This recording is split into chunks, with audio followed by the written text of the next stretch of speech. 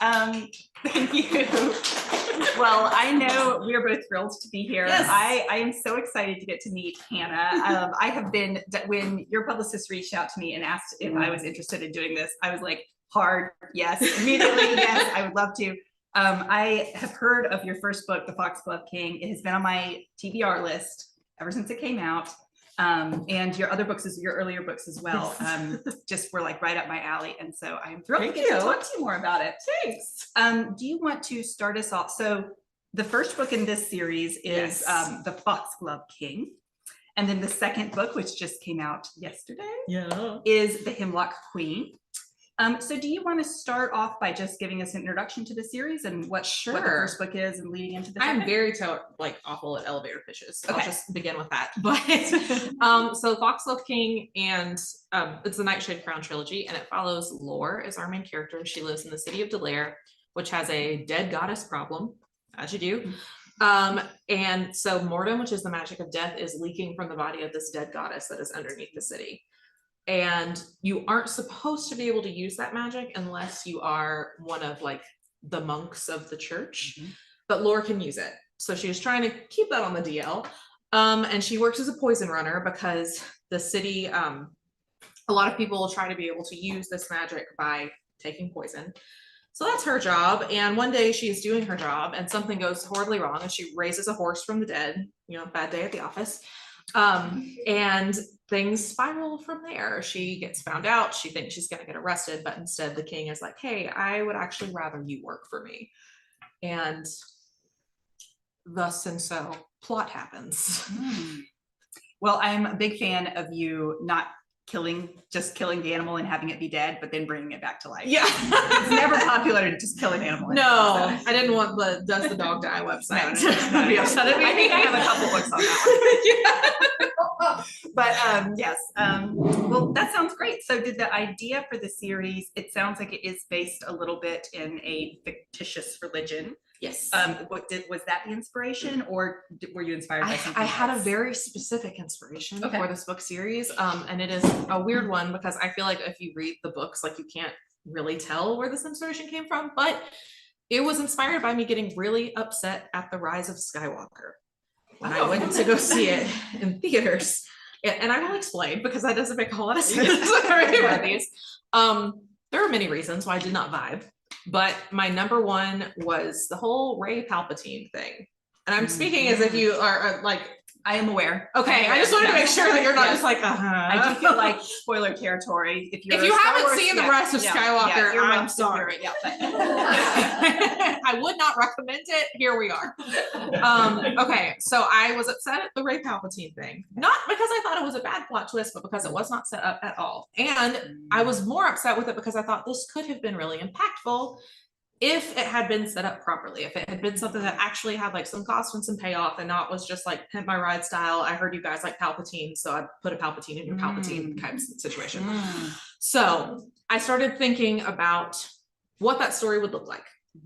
If you had a girl from nowhere who is the heir to this dark power that there's been a whole group of people that have been working for a very long time to make sure it does not rise again. And so that's where Lore came from. And then the story kind of filled itself in around her. And I'm not smart enough to write something set in space, so I did not set it in space. I was like, we're going to do like a Frenchy royal court instead. We're going to have some like Versailles vibes. I'll put a love triangle in there because that sounds fun. And that's typically my process, is just like kind of cherry picking a bunch of things that I think sound fun and being like, put that in there. Why not? Yeah. I was curious about the Parisian kind of Versailles and catacombs. Yeah. So I knew I wanted to do, no, I'm going in May, but I have not been yet. I knew that I wanted to do catacombs because another like inspiration of this book is my very favorite movie it's an old like 2000s horror movie called As Above So Below that's set in the catacombs. And I just always was like, that would be a really cool thing to kind of explore more in like a fantasy context versus a horror context. And so again, my process is just like picking a bunch of little things and I'm like, this seems cool. I wonder if I could put that in a story. And so catacombs was one of them that I put in there. And I knew that one of the themes in the book that I wanted to talk about was wealth disparity. And so I was like, setting that in like a Versailles style court, that seems to follow nicely. So that's where that came from. Yeah, I have well, I used to keep a like inspiration journal, and it was just anytime I would come across an interesting little tidbit or setting or character or name or anything, I would just write it down in that. And it was amazing when I would sit down to write another book or brainstorm. You're like, oh my gosh, like there's just so much rich material. All these little things. Yeah, when you combine it in unusual ways, like they can create something anything that totally like new. makes my brain itch. I'm like, I mean, I just use my notes app. It's not nearly as like cool as an inspiration, but I do stick it in there. I heard they call it a glimmer now. Ooh. So there's like trigger. A trigger is when you hear something and it kind of like gives you the bad itch. Yeah. And then a glimmer is when you hear something and it gives you the I the like good that. itch. Yes. This is a new trend. I like that. Okay. Well, so these books are, I might consider them like more modern day fairy tales. Some of your other earlier books were more influenced by fairy tales. And these have like mythology that you've created. And I'm just kind of curious, like when you're working with not any kind of like retelling directly, but you're working with inspirations from other mythology, other fairy tales. Are you drawing kind of from that like European fairy tale Grimm world? Or are you trying to bring in some of your like Southern Nashville roots with it? Yeah. Like how do you kind of approach using some of that that lore? Yeah, I haven't used a whole lot of like the stuff that I grew up with yet. In these books particularly, there is like, I grew up in an evangelical Christian church, and so there's a lot kind of examining that from a lot of different facets in these books. But I haven't really, at least consciously, used like a Southern Gothic situation yet. Although I feel like in the Wilderwood, my previous books, like wanting to set it in a forest and kind of be very foresty was definitely influenced by growing up in them. Like it just felt very natural to me. Sure. So, but it is something that like in future books, I have wanted to be more intentional about kind of, like setting things where I'm from and kind of digging into that more. Yeah. So it's not necessarily something I feel like I've done yet, but something I would definitely like to do. Yeah. I kind of feel similarly. It's a question I'm curious. I was curious to hear your answer because it's something I've been grappling with, where a lot of my books are inspired by fairy tales as well. And I just pull them from the European tradition. Yeah. Just like the canon of fairy tales. Yeah. But then I like to think about growing up here, like where is the overlap, and like what do I bring to it from my past here? And like I think the forest, like that dark forest, is something that kind of transcends both. And certainly some like folk tales and lore and even like forest magic and that sort of thing. It can exist in both places. So it's something I've been thinking about a lot recently, actually. So it's interesting that you asked that. I wonder if like 3 years from now there'll be a spate of like Southern fairy tales. I would love that, honestly. Like, that would be fun. I have stuff in the cooker. We're trying to So this book is for an adult audience, but it has some YA crossover appeal, I would say. And there's sort of a debate about, should YA really be just for teens, and should adult really just be for adults, or is this like crossover world something that benefits readers? How do you feel about that? I feel like mostly like the age categories in publishing are largely arbitrary for the most part, because people are going to read what they want to read regardless of like the intended audience for it.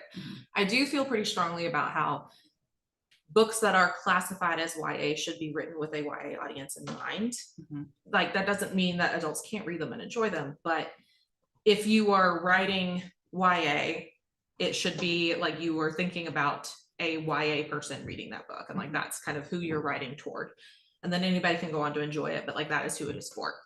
And I write, all of my stuff is classified as adult, but I do think it's kind of in that crossover space, which I wish was kind of more of a thing, just because I do think that there is kind of a gap between like what we consider adult fantasy. It's like very heavy, very political, like super thick tomes, that is like what we take seriously as adult fantasy, versus YA fantasy, which is allowed to be like lighter, allowed to have more like of a romantic bent to it. And then there's like the romanticizing thing that's happening now, that's kind of like over top of all of that also isn't really a crossover, because it's like very romance heavy.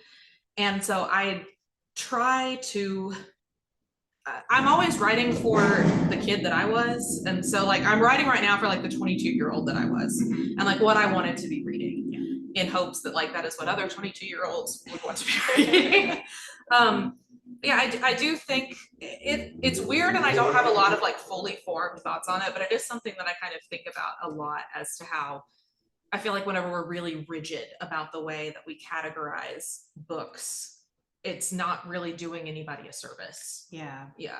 I wish there was more flexibility as well. It's hard, like having worked in bookstores and grown up in a bookstore. I understand practically booksellers. Yeah, exactly. They have to be put able it, to you put it know, or a somewhere. library. Like, so I totally understand that there like does need to be these practical issues, but it does feel a little closed off. Like some adults just really don't want to read YA books, and just because they're YA. Just because they're YA, and then some teens don't even look at adult books that might actually be appealing to them and appropriate to them, and not have like super objectionable content, but just with older protagonists. And they're just not aware of them because of how things are marketed. And it's kind of a shame that some of these like marketing concerns can.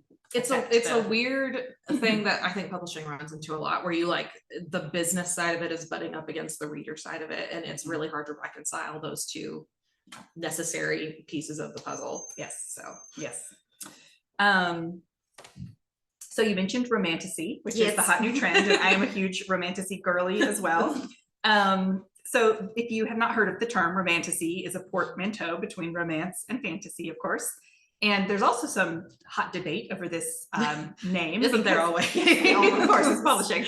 And so some people feel like, oh, is it romantic fantasy, which is primarily a fantasy that has a like strong romance subplot, or is it a fantasy romance, which is primarily a romance that takes place in a fantasy setting? And there is a difference, whether or not it matters. But how would you characterize this series? This one I think is romantic fantasy. Okay, because and the way that I have categorized it so far is like it's a romantic fantasy if the plot of the fantasy would still be taking place if you kind of lightened that romance subplot. And then the other way around, if like the whole plot, the same with like category romance, like if the whole plot revolves around the romance, then it's a romantasy or a fantasy romance.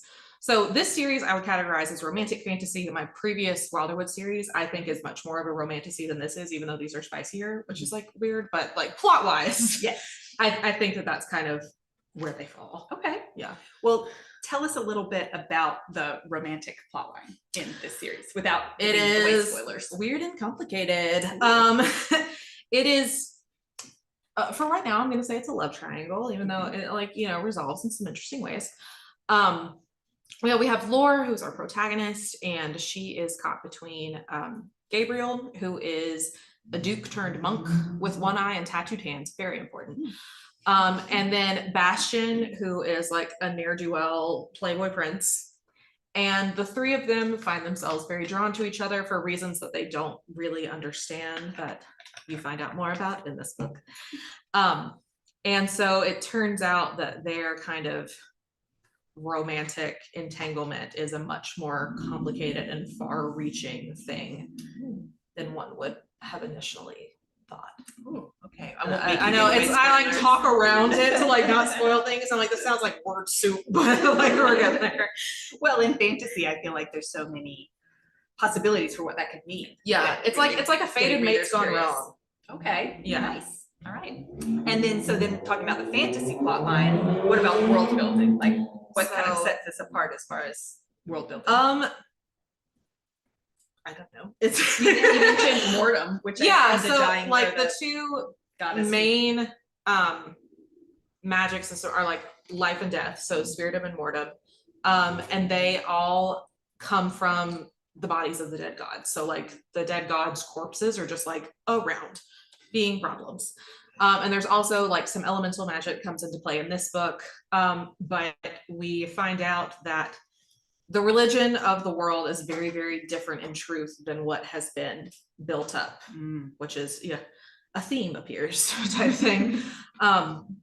So a lot of the book is untangling kind of what the truth is from the ways that the truth has been twisted to give more power to the powerful. Ooh, I love that. And all the different ways that things were not as they would initially appear. Yeah. And a lot of like something I really enjoyed doing this was very much kind of taking a page out of the Greek mythology of very much humanizing the gods, and like they're just some guys that like have some powers. I do love the Greek gods because they are so imperfect. Exactly. Like wonderfully. They're just like, some guys doing some stuff. Yeah. Could you tell us in the first book and the second book, if you can do this without spoilers, could you tell us what your favorite scenes are in each book? I won't for the second, because pretty much everything in the second book is a spoiler. Like once you get into the meat of it, like it's a big spoiler. So, but for the first one, my favorite scene, and it's like a deep cut, but whenever Bastian is at the boxing ring and he's fighting Michael, and it's like the scene where he communicates to Laura that like, I know what you're doing type thing. And then he gets the shit beat out of him. So that's always exciting. Yes. Yeah. Oh, I love interest in a fighting ring. Yes. Excellent. So when you're approaching a series, from a craft perspective, do you try to plot out all 3 books ahead of time to get to that final arc, or you don't just do one at a time? And no, I live in fear of trying to do it that way. So I actually never thought I was going to be a series writer, which is very funny because, you know, here we are and I'm 2 series in. Specifically because the idea of like sustaining a story over multiple books was very intimidating to me. But with my previous series and this one, the ideas kind of came as a trilogy and a duology. So it didn't seem like I was having to really like dig deep to figure out how I would sustain it, because it was already kind of set out in like this 3-act structure when I thought of it. So I am a big planner. I like to at least know the end, typically.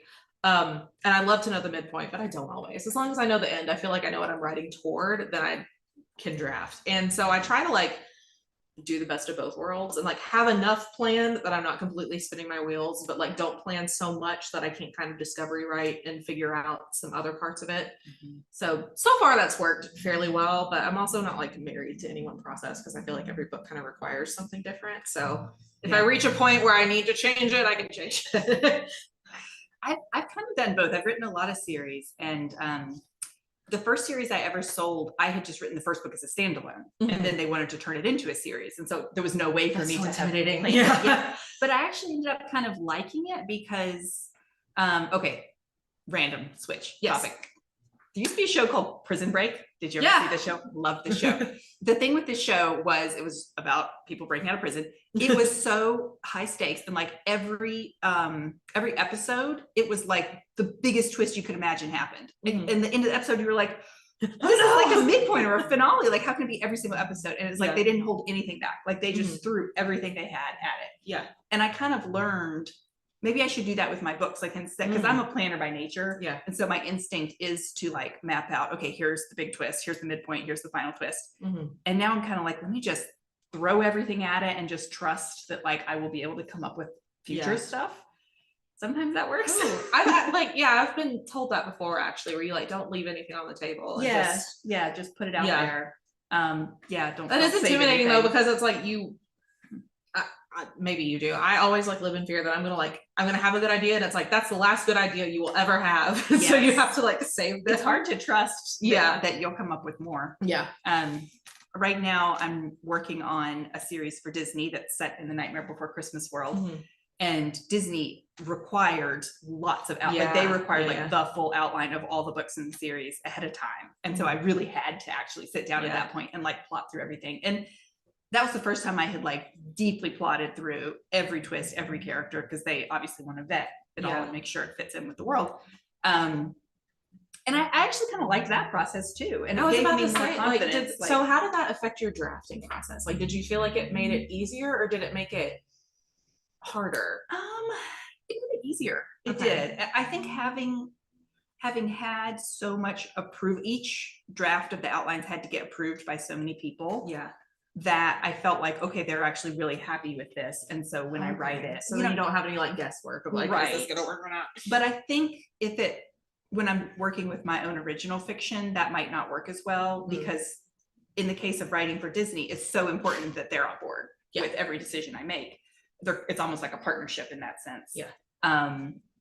But when I'm just doing original fiction, I'm really just trying to please myself and future Yeah. readers, you Yeah. know, so it's a little bit different. And I do want more flexibility in that Yes. case.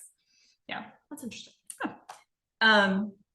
Okay, this is a question I'm always so curious about. If Okay. you weren't a writer, what career would you see yourself doing? Ooh. I don't know, a wandering ne'er-do-well. Like, this is the only thing I'm good at. I worked social media management before I started writing full time, and that was fine. Yeah. You do a great job with your social media now. Thank you. I did like pie in the sky type idea. I was a big theater kid, which I'm sure is shocking information to everyone who's sitting here being annoyed by me.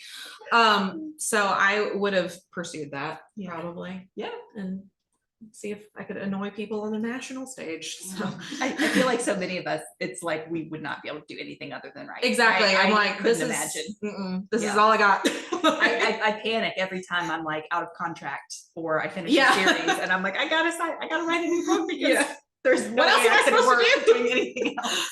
Like I just daydream for a living and Yeah. I'm gonna stick with that as long as I can. I heard that as day drink for a living and I was like, oh, I could do that. Like I think that's how a lot of like authors in the 70s and 80s got You know? through it. Yeah.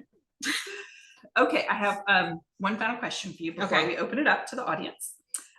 So I once heard a literary analysis kind of talk about how every author is existentially grappling with like one primary question in all of their books. And so every book, like readers might not pick up on it, but like we can kind of know that every book we write, no matter how different it is kind of revolving around trying to answer the same central question or theme. Do you feel like that's true with your books? absolutely. And what would that question be? God, what's up with him? Just try to like, but in like a broader sense, just trying to figure out, it is like themes of spirituality and organized religion versus spirituality and like being a good person, being good to people, and like what that actually looks like if you don't have a framework to tell you like this is good, this is bad, or if the framework that you had to tell you this is good, this is bad is skewed in some way. And just figuring out how to move forward with that. I feel like I often end up writing characters that, if not deeply religious themselves, are very much affected by religion.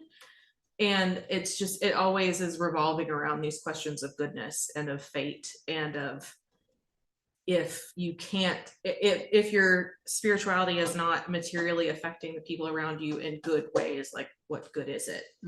And how to square all of those things. Yeah.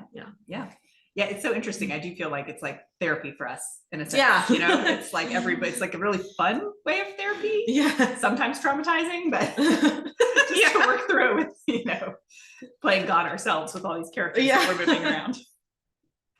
Well, great.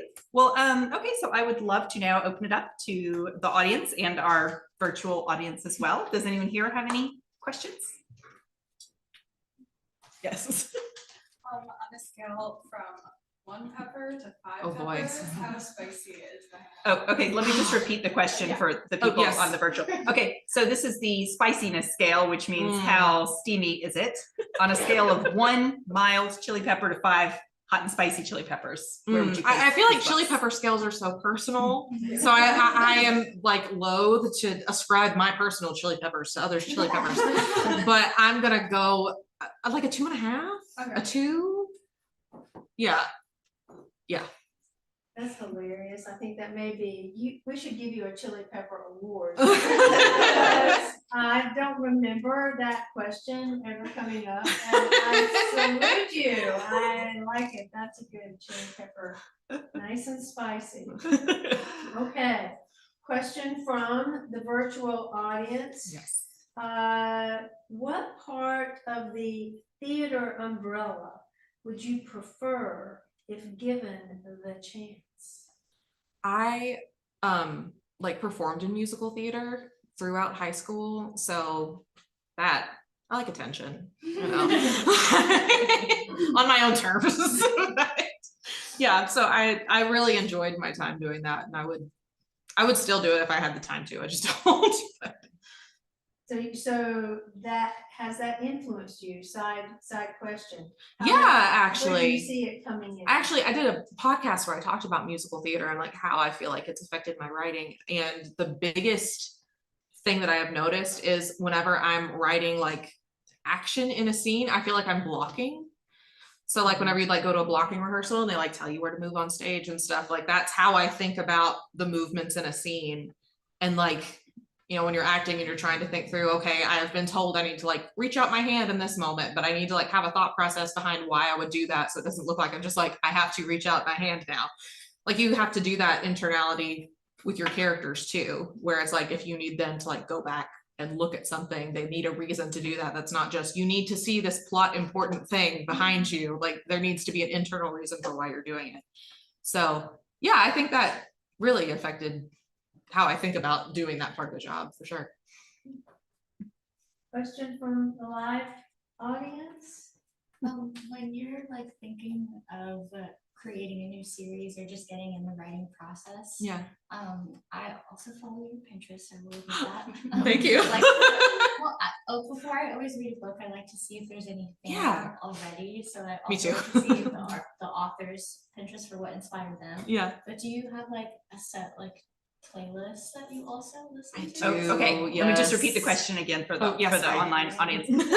Yes, the question was, do you have a playlist that inspires you? And also I maybe do. perhaps some fan art questions about that. Yes, I do have, I make playlists for every book that I write. Usually like before I even start writing it, I start like my little collection of songs. I'm like, this is the vibe. So this is what I'm going to listen to like while I'm working out or while I'm driving. So yeah, I do have those on Spotify, and I think I have links on my Instagram, but I need to look and make sure that I do. And if I don't, I will add them. So the two songs that I listened to the most for this book were We Did It by Grandson and Bloodsport by Sleep Token. That was the vibe. Yes. Thank you. Got some feedback from Oh, boy. Kate. 2.5 sounds accurate on the Okay, good. pepper scale there. So about that. Good job, good job. And another question for you. Whenever you address, this is from Cinda. Okay. Whenever you address social issues, for example, like inequality, Mhm. in your books, do you ever get any pushback from your audience? Or do they always assume it's not about them? I have not seen any pushback, but I also like don't go looking for it. Like the only time I'm gonna see like reader reactions is if they tag me in it. Because you know, once the book is done, it's done. And unless I really mess something up and need to address that, like people's reactions to it aren't really my business. Like whether they like it or they don't. Like so yeah, I haven't seen any negative pushback on those things. So, you know, hopefully it's not out there, but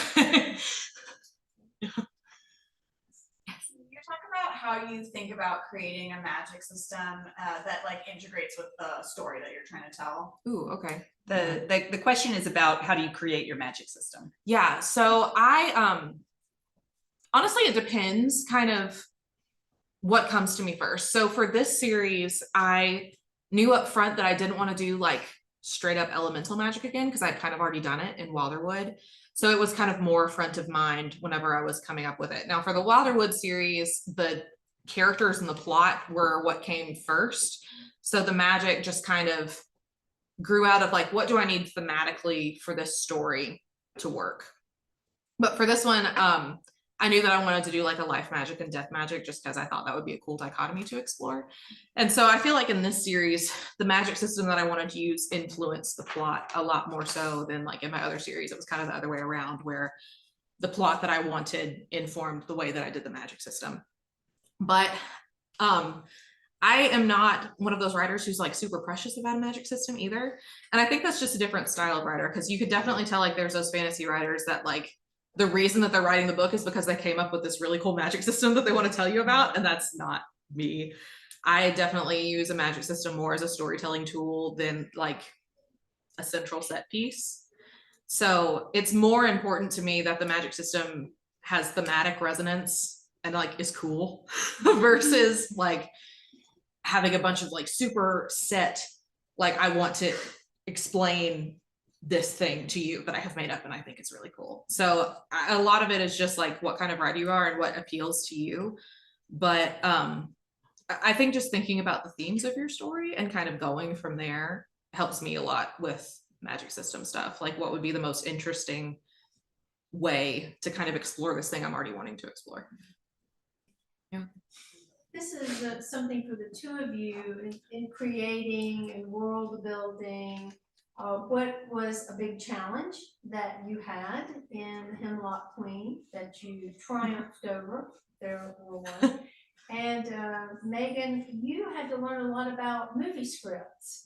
And could you talk about that challenge and what your triumph was there as well? So triumphs in your world building in some way.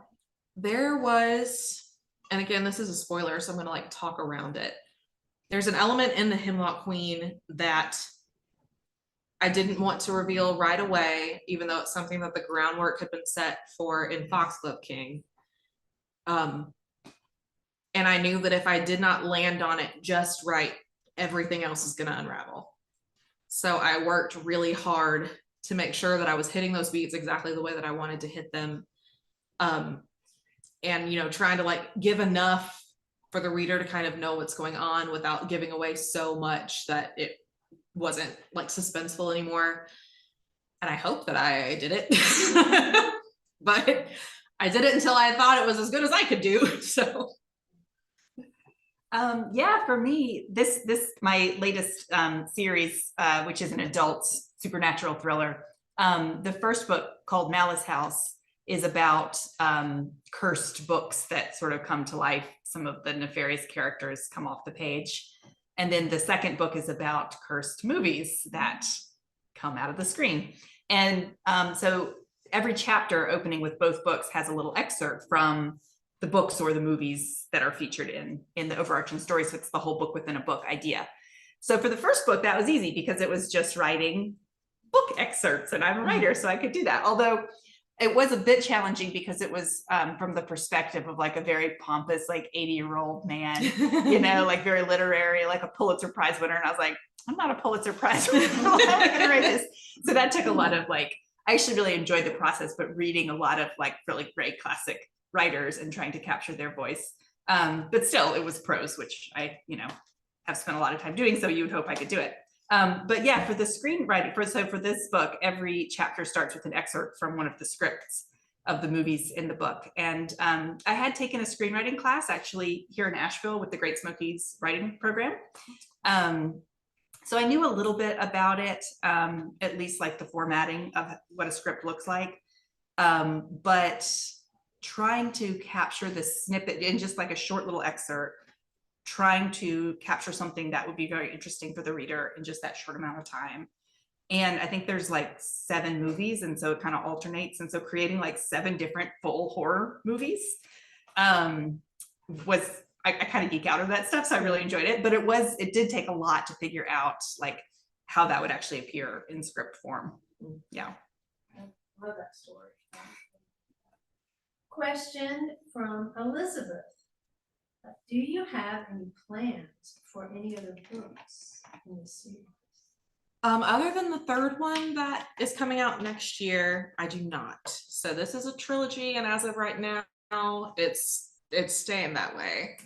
I definitely am like a never say never person. Like if I were to have an idea that would be set in the world later on, I would pursue it, but it would have to be like a really good idea. Like I wouldn't want to just set more in there like for the sake of it. Like it would have to really be something that I felt like was adding to the world and the characters. So perhaps. Yes. Question from Yeah. So to me, it seems like a lot of the characters in Foxglove were very morally gray in most cases. Is it very easy for you in your head to go if this then that, or is there some crazy wall in your house where it's a lot of spider mats going different? A little bit of both. It's mostly if this then that, but I do have like a notebook that I keep next to me that is extremely chaotic. And like, I just like keep lists of things I need to do. And so I'll write down like, okay, so this happened here. So we need to go back and revisit that. Like we need a reminder of this, like, and then I'll write down if I'm trying to figure out like exactly what I want to happen, it'll have like a bunch of options with like a question mark next to it. So it's like blow up Citadel, question mark, like a bunch of stuff that would probably get me arrested if somebody broke into my house and found this notebook. But that's usually like how I will plot it out, and just like lots and lots of revision. Yeah. Question from Sophia. What was writing a love triangle difficult? I feel like you did it so well. Thank you so much, Sophia. Not really. I knew, so my thought process with the love triangle, first of all, like the reason, like whenever I was coming up with this book, I was like, lots of people hate love triangles. I want to try that. Just to see. So, and I knew that if I was going to write a love triangle, it was not going to be an easy one, because I grew up with like, you know, Katniss Petergale, like those kinds of love triangles where you could kind of tell from the outset like who was the author's favorite. And I didn't want to just rehash that kind of thing again. So I was like, okay, if we're going to do it, it's going to be weird. It's going to be complicated. It's going to be, everybody is very enmeshed and toxic and, you know, fun stuff like that. So it wasn't really hard just because I feel like the characters, they bounced off each other so well and seemed to like have a lot of chemistry without me having to really try very hard to give it to them. So it went a lot easier than it probably should have. Well, apparently it worked. Good. That's what we like to hear. According to Sophia. Question from the. Do you already know who you're gonna set Laura up with? I already know the end. Okay, Yes. just for the people online.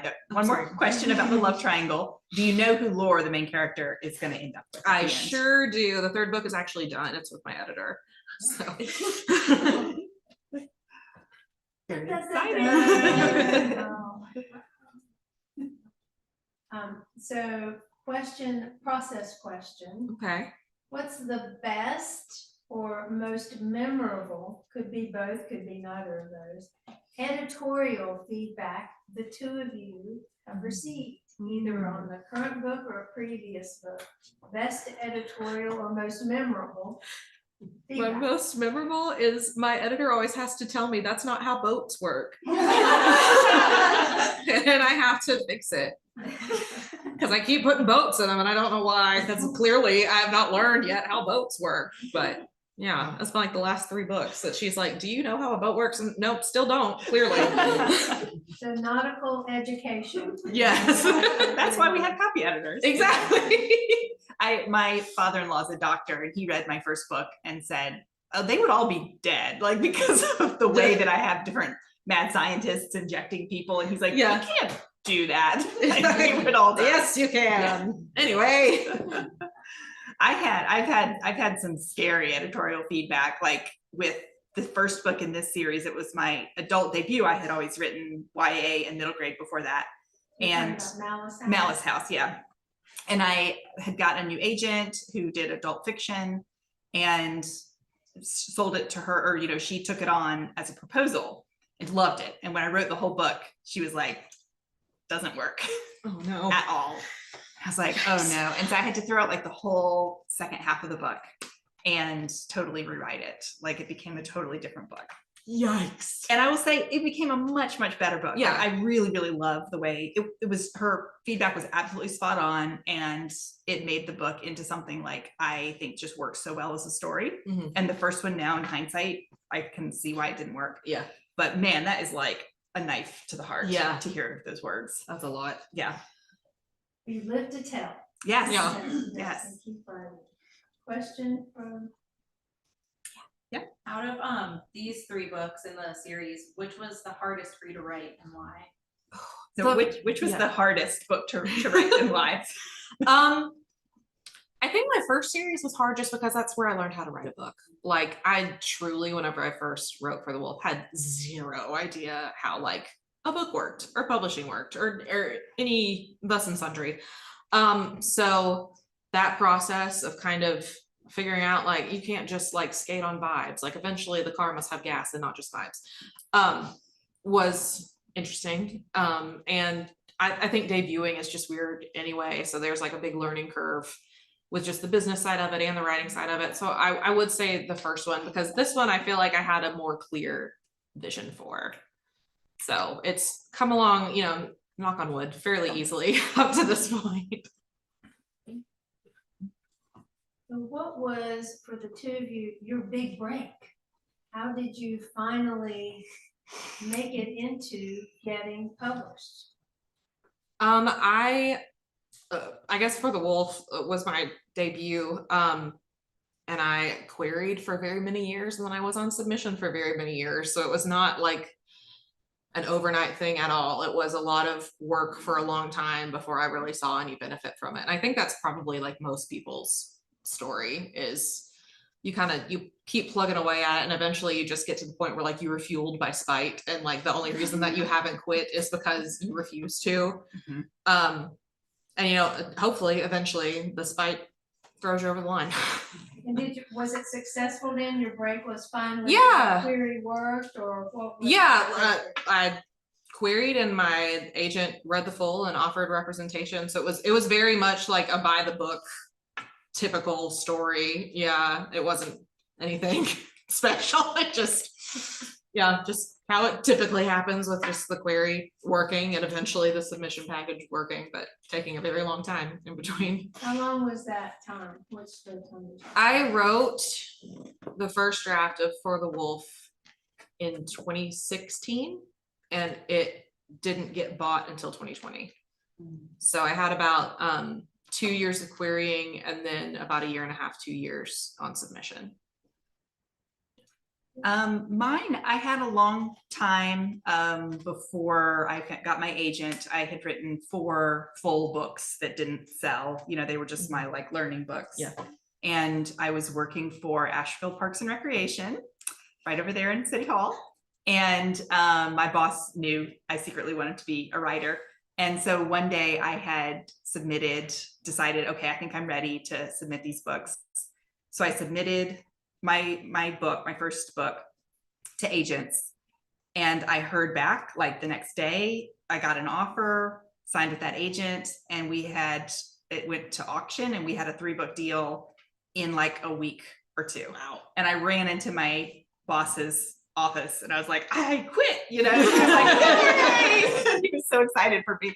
And and so that happened really fast. And fortunately, because I had gotten like a trilogy deal, I was able to, you know, I felt comfortable quitting my day job because I sort of had a promise of some future books. Yeah.